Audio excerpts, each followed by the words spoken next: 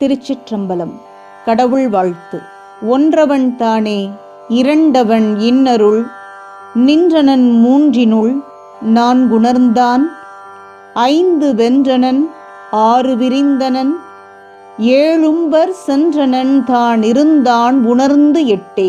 எண்ணில் அடங்காத பரம்பொருளின் தன்மைகளை 1 முதல் 8 வரை எண்ணிக்கை அடிப்படையில் திருமூலர் பாடுகிறார். ஒன்றவன் தானே, இறைவன் ஒருவனே என்பதை வலியுறுத்துகிறார். இறைவனை எத்தனை பெயரிட்டு அழைத்தாலும், இறைவனுக்கு எத்தனை வடிவங்கள் கொடுத்தாலும், நம் வழிபாட்டில் சடங்குகளில் வேற்றுமைகள் இருந்தாலும் இவை அனைத்தும் பரம்பொருள் ஒன்றையே சாரும்.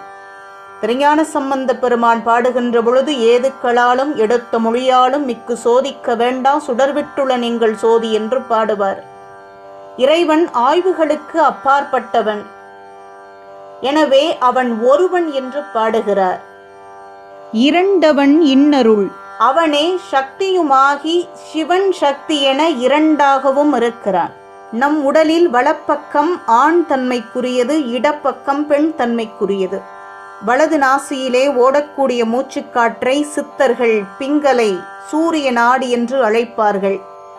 இடது நாசியில் ஓடக்கூடிய மூச்சுக்காற்றை இடகலை சந்திர நாடி என்று அழைப்பார்கள். ஒவ்வொரு உடலுக்குள்ளும் ஆண் தன்மையும் பெண் தன்மையும் உண்டு. ஈசன் அன்னைக்கு இடபாகம் தந்ததின் சூட்சமம் அதுதான். உமையொரு பாகனாக வீற்றிருப்பதினுடைய அடிப்படை அதுதான். எனவே ஒன்றானவன் இரண்டாகவும் இருக்கிறான், ஆணுமாய் இருக்கிறான், பெண்ணுமாயும் இருக்கிறான்.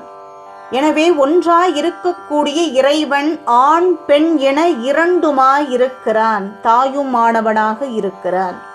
நின்றனன் மூன்றினுள், பிரம்மன் திருமால் ருத்திரன் ஆகிய மும்மூர்த்திகளாகி ஆக்கல் காத்தல் அழித்தல் என்னும் முத்தொழிலுக்கும் தலைவனாய் இருப்பவன் அவனே. அவன் நான் மறைகளின் வடிவமாய் பொருளாயிருக்கிறான், நான் குணர்ந்தான். ஐந்து வென்றனன், ஐம்புலன்களாகிய மெய் வாய் கண் மூக்கு செவி என்று சொல்லக்கூடிய இந்திரியங்களை வென்றவன் ஈசன். ஆறு விரிந்தனன், 6 ஆதாரங்கள், மூலாதாரம், சுவாதிட்டானம், மணிப்பூரகம், அநாகதம், விசுத்தி, ஆக்ஞை என்று சொல்லக்கூடிய நம் உடலில் இருக்கக்கூடிய 6 ஆதாரங்களிலும் விரிந்து பறந்து இருப்பவன் ஈசன். ஏழும்பர் சென்றனன், அண்டத்தில் இருக்கக்கூடிய 7 உலகத்தையும் குறிக்கும். நம் பிண்டத்தில் இருக்கக்கூடிய 7வது உலகமான சகஸ்ரதளத்தையும் குறிக்கும். இது ஞானிகள் அறிந்த இரகசியம். முறையான மூச்சு பயிற்சியை, தியானத்தை ஒரு மனிதன் மேற்கொள்ளுகின்ற பொழுது 7வது உலகமாகிய அந்த சகஸ்ரதளம் திறக்கும். 12 அங்குலத்திற்கு மேல் இருக்கக்கூடிய அந்த 1000 இதழ் தாமரையிலிருந்து அமிழ்தம் சுரக்கும். அந்த அமிழ்தத்தை உண்டவர்கள் மரணமில்லா பெருவாழ்வை வாழ முடியும் என்பது சித்தர்களினுடைய வாக்கு. அதை சுவைத்து மரணமில்லா பெருவாழ்வை வாழ்ந்து கொண்டிருக்கக்கூடியவர்கள் சித்தர்கள். எனவே ஏழும்பர் சென்றனன், தான் இருந்தான் உணர்ந்து எட்டே. அட்டமூர்த்தம் என்று சொல்லக்கூடிய நிலம், நீர், நெருப்பு, காற்று, ஆகாயம், சூரியன், சந்திரன், ஆன்மா இவற்றில் கலந்து இருப்பவன் இறைவன். எண் குணத்தவன் அவன். இறைவனுக்கு எண் குணங்கள் உண்டு.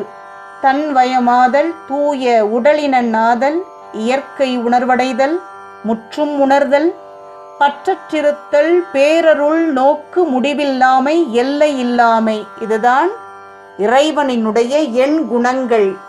இப்படி அனைத்துமாக இருக்கக்கூடிய அண்ட சராசரங்களில் நிறைந்திருக்கக்கூடிய இறைவனை உணர்ந்து அவனை அடைய முயல வேண்டும் என்பதுதான் திருமூலர் வாக்கு. மீண்டும் சந்திப்போம். அடியார்க்கடியேன், தஞ்சை புவனேஸ்வரி. நன்றி, வணக்கம்.